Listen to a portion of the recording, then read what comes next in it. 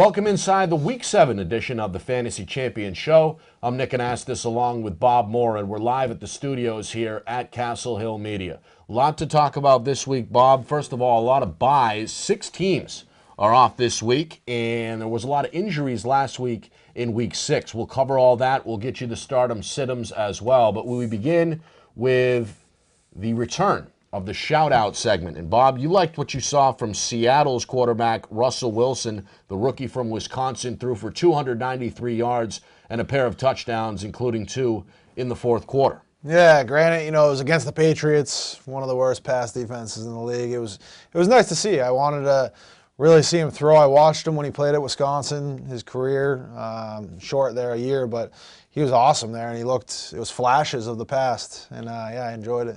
Another big story all week long and in Week 6 was Texans defensive end J.J. Watt. A pair of sacks in the first loss of the season for Houston on Monday night against Green Bay, Sunday night against the Packers. He's a beast. I just like the way he plays. He's one of those big dudes. It's awesome. I enjoy it. Looks like Hulk Hogan's nephew or something. Another Wisconsin guy, too. I don't know. I've got to see these guys. I pay attention to Wisconsin, so.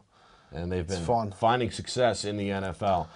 I'd like to give a shout-out to Aaron Rodgers. A lot of Aaron Rodgers haters out there after the first 3 weeks of the season. He has turned it around and came out in a big way Sunday night. 6 touchdowns, 338 yards, made it look easy against the previously unbeaten Texans. And on the other end of 3 of those touchdown passes was wide receiver Jordy Nelson, another guy who got some flack, I should say, from owners for not really performing over the first month or so of the season. But he proved he's fine. The Packers' offense is fine.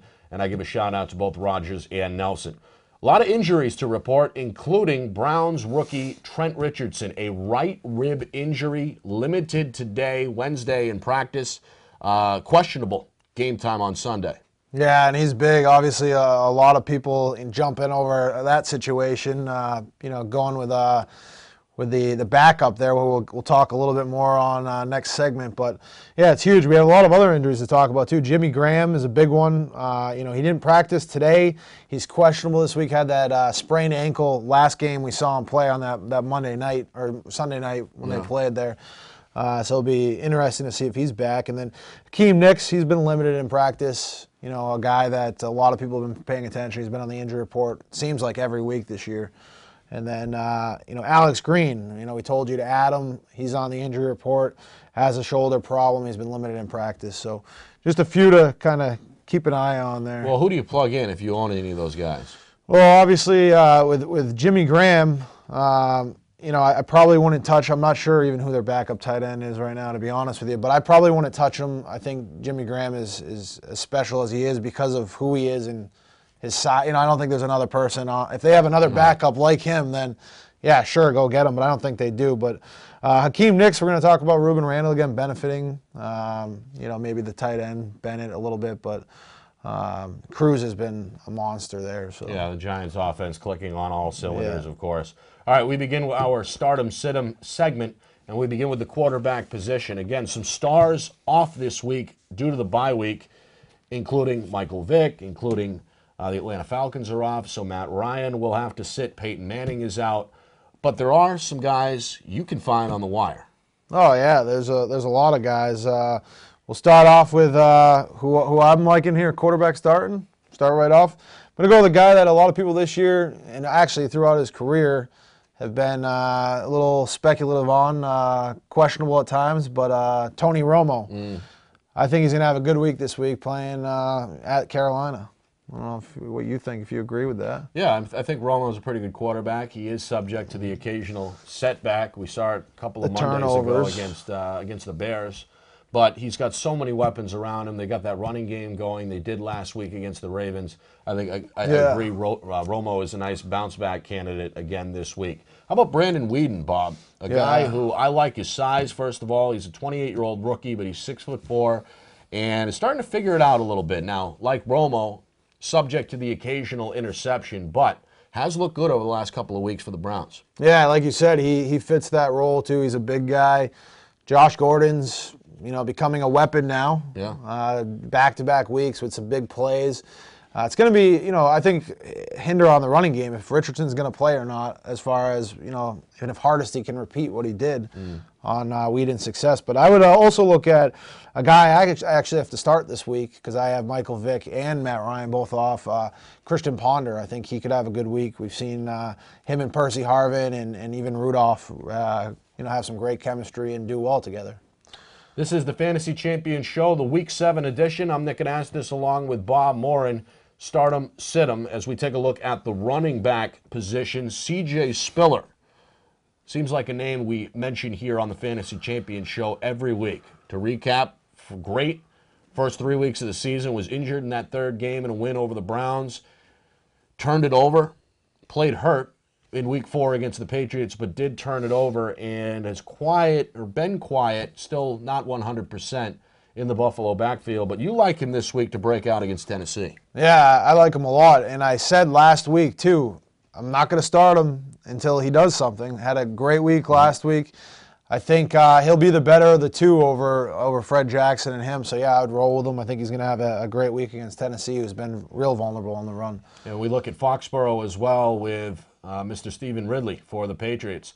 Slowed last week, under 50 yards and a loss against the Seahawks. We kind of knew that going in, that front seven in Seattle was for real and could potentially limit Ridley. That's exactly what happened. But the New York Jets are a different animal than Seattle. Yeah, and this is going to be a lot different than last week's contest with the Jets and the Colts. Colts were down pretty much from the start. We were high on Vic Ballard having a good week. The Jets absolutely stink against the rush, so expect Ridley to be like he was week 1, too early in the season. Surprised we forgot to mention this during our injury segment, but how about Mr. DeMarco Murray for the Cowboys? He ran wild against the Ravens, and they ran it early. They ran it often until he got hurt. Felix Jones came in and performed pretty well. Murray out at least this week in Week 7. Dallas, a pretty favorable matchup against Carolina. You think Felix Jones, finally, now that he has the opportunity to shine, can really put together a nice performance? Yeah, I think against the defense, it's the matchup right now. I think Felix Jones, we've seen Felix Jones do well before. So, against a soft defense, I expect him to... Had a high yards per carry last year. Yeah, I expect him to be, active in the passing game too, like always, and he should be successful. And, a lot of Cowboys, I think, this week will have a good week. We can talk about them all. Sits, and this is maybe a controversial one I don't personally agree with, but Bob, I'll give you the first crack, and that's Alfred Morris with the Washington Redskins. Has been a surprise, has been a consistent performer for the Skins. This may be a little bit more matchup heavy, or at least factoring into why you would sit him because they're playing the New York Giants. And I'm not saying, sit. Obviously, if you have no running backs, I'm not saying sit him. This is for the team that maybe might be the top tier of your league. You have many options. This one, to me, is not a very attractive option. I think the Giants should be able to stop the run, and I just don't think the opportunity to run is going to be there. I think you think the Giants will be ahead, too. Exactly, and I think Washington is going to be throwing a lot, and we've all seen Morris. We haven't really seen him get too involved in the passing game. So I don't know. I still think that you got to play with the guys that have been performing. And Morris certainly has. He's gone over the century mark 3 or 4 times. Yeah. I agree with you on that. But NFC East divisional games usually are closer than you think it's going to be. I think the Skins find a way to hang around in that game, and he might be a big part of that offense in the second half. Yeah, we'll see. Moving along, Chris Johnson, another controversial figure here on the Fantasy Champion Show. This is the Week 7 edition, by the way. MC the Brick behind the camera, Nick Anastos with Bob Morin. The Tennessee Titans are playing the Bills. The Bills have been susceptible a little bit to the run. Of course, New England fans know, and they had 2 100-yard rushers go against the Bills in week number 4. Chris Johnson, 90 yards last week, respectable on Thursday Night Football in a win over the Steelers, and yet you say sit against the Bills. Yeah, I think the Bills are going to get it together this week. And another game where I'm just kind of going towards the Bills, leading that game, and then really not being able to run the ball. Wide receivers, and we'll stick with that game. Kenny Britt. Now, we know about his physical ability. 6'4", can leap, can run, is big, is strong. Problem is the guy is never 100% healthy. He hasn't been able to put together a strong performance through 6 weeks for Tennessee. Yet the Bills secondary, like that front seven, a little iffy. you think Britt plays well this week. Yeah, I think Britt plays well, especially after last week. He had a few drops, but you turn those into catches, and he had a much bigger game than he actually had last week. I think he had about 60 and a touchdown last week, so right around 12 fantasy points. And like I said, he dropped, I think, 1 or 2 balls that I saw when I was watching that could have been an additional, 40 yards maybe. And there's your 100 and a touch. So I expect them to have to pass a lot on him to be a big part of their game. You like James Jones, too. He's been a surprise. He's a top 5, top 10 fantasy performer at the position, depending on your league. 6 games played, 8 touchdowns, including 1 on Sunday night against the Texans. A lot of critics out there saying, you know what, he's going to fall off. When Greg Jennings comes back, his numbers will subside. I don't think so. No. This guy is pretty good. Oh, yeah, and he's going to continue. I don't know how many times we have to mention him on this show until somebody, goes and picks him up. I hope he's on everyone's team and starting. Obviously, he's not on the waiver wire, but definitely should be starting every week. If not a question anymore, ride the wave. I was telling you on the ride over. Ride the hot guy. Speaking of riding the wave, how about Demaryius Moore with Oakland? Great performance in Week 6. Good. Favorable matchup against the Jaguars in Week 7. And Mike Williams as well, Bob, a guy I believe was on your roster a few years ago. Mike Williams with Tampa. Seems like when you're watching the ticker, you see his name here and there, and then he comes up in the highlight shows as well. An athlete, one-handed grab type of guy, can disappear here and there, but I think we'll have a pretty good game this week as well. Yeah, let's add Vincent Jackson to that list too. I think that they could both have a great game. Yeah, Tampa playing New Orleans, who is pretty much dead last. Yeah, and Jackson had a couple TDs last week. He looked good. I think that game should be high scoring. How about some sit-ems? Sit-ems at receivers. I'm going to go. I was talking to you. I know it's a little bit on the limb, but Torrey Smith. I was saying he had a good week last week. I just don't see it against Houston. I don't know. I think their defense is good, and I think they're going to shut them down. I think Bolden has a better shot at stepping up this week. Yeah, Bolden. He's been playing well. Quietly has gotten more targets. Yeah. And he's been able to produce now 2-3 weeks in a row. I definitely recommend. Plus, Ray Rice has been heating up. So Ray Rice had his best fantasy game this past week all year. But the Texans have struggled a little bit against the pass. The Jets on Monday night a couple of weeks ago threw against them, and then obviously the Packers took the flamethrower. don't like it. I don't like the matchup for Torrey Smith this week. So do what you want, but that's what I'm saying. Tight ends, Hernandez. Oh, yeah, Aaron, I'm going to go with him. He looked good. Limited snaps. He played less than half, I think, of the snaps on offense. They lined him up wide in that goal line set. Yeah. Just tossed it over the top. Yeah, that was a nice touchdown. And then, we saw him in the backfield a little bit. I don't think he carried the ball, though. No. He was lined up back there. But, yeah, he looks good. I would feel confident right now. Monitor this week, see what happens. But he's in my lineup, and I actually took him over Owen Daniels. So that's one of my sit-ems right there is actually going to be Owen Daniels this week against Baltimore. Another guy who's been a surprise has been Minnesota's Kyle Rudolph at the tight end position, but proceed with caution in Week 7.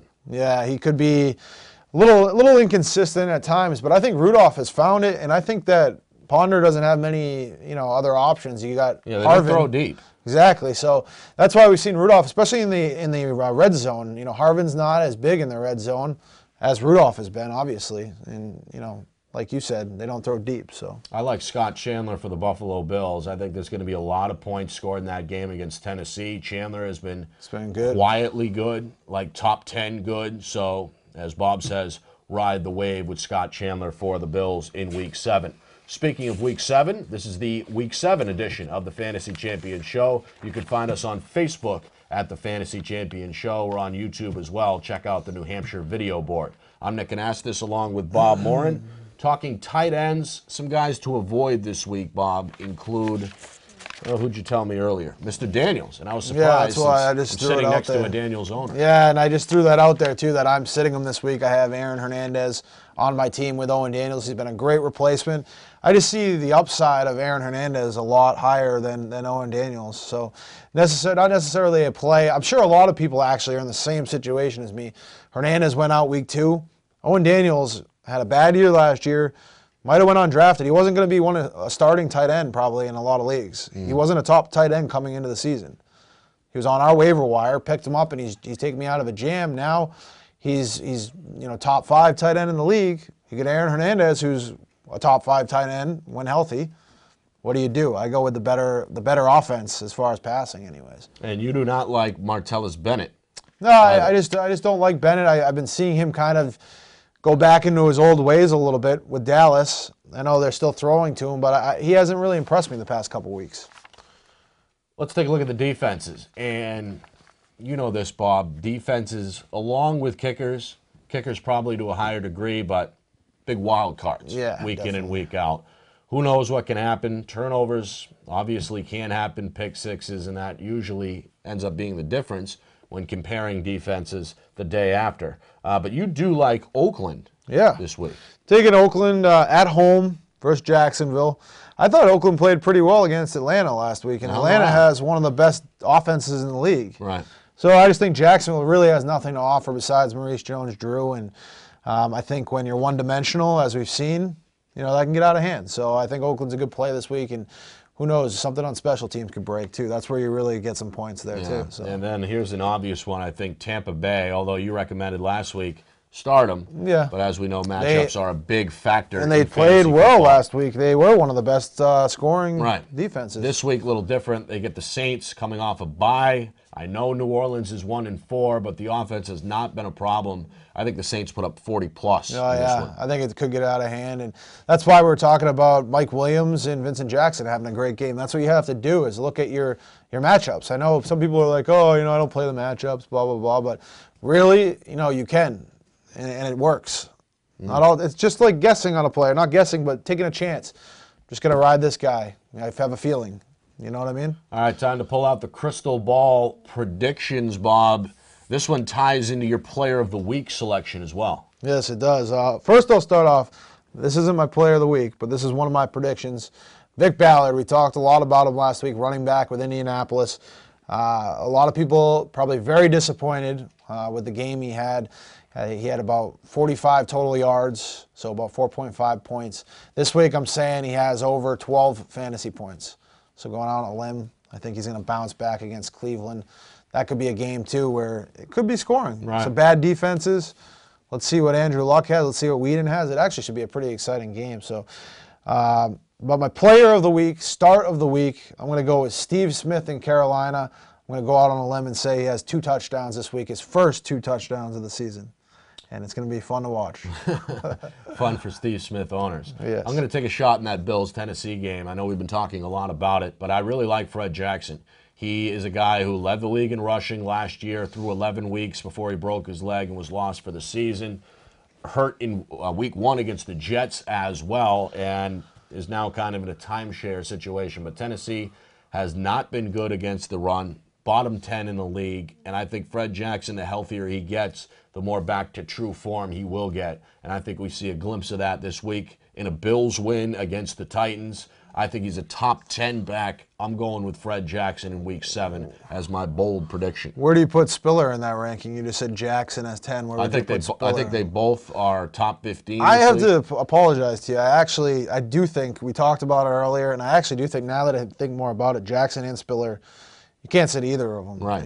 That's not even worth saying because they could pound the crap out of them and honestly be able to run the ball 35, 40 times. Yeah. Who knows? It'll depend, I think, on Fitzpatrick, too. If he limits the turnovers, we'll give him a grace of 1 interception. He throws 2, I think the Titans probably win that football game. That's what happened against the Steelers. Yeah. They hung around, made some plays, and then win the football game. Steelers aren't very good, though. No. I don't think. Should have won that game. The Steelers certainly were the favorite in that football game. So that is the Week 7 edition of the Fantasy Champion Show. Certainly good luck to you and yours this weekend. It's the nitty-gritty and a big week, Week 7. And we'd like to say thank you as well to MC The Brick for putting this all together. For my partner, Bob Morin, I'm Nick Anastos saying so long from the studios at Castle Hill Media. We'll see you next week. Go!